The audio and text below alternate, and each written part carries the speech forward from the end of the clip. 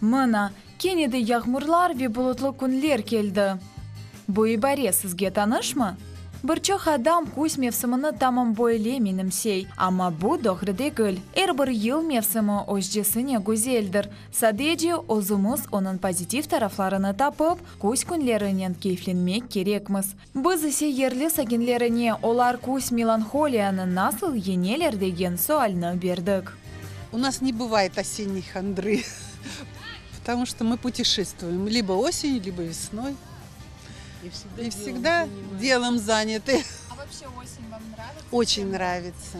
Всем. У природы нет плохой погоды. Гулять больше.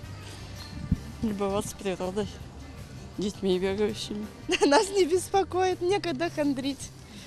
Гуляем вот и утром, и вечером. Так что у нас осенняя хандра не достала. У кого осенняя хандра в этом году, заведите себе второго ребенка.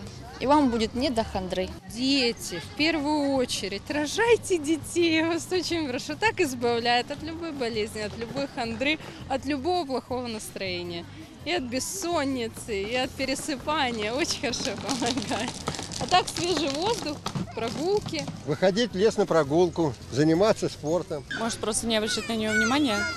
Все. Ко всему положительно относиться надо. Конечно, можно избавиться. А что хандрить? Ну, осень. За осенью зима, за зимой весна. Все нормально. Это надо Репиным быть.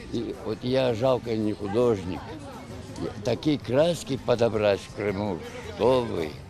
Мына бойлы cevaplar ve tefsiyeler saygılı seyircilerimiz. Siz de onlardan faydalanıp yelli, yağmurlu, salkın kuz günlerini kuvançlı ve tekrarlanmaz mevsimge çevirebilirsiniz.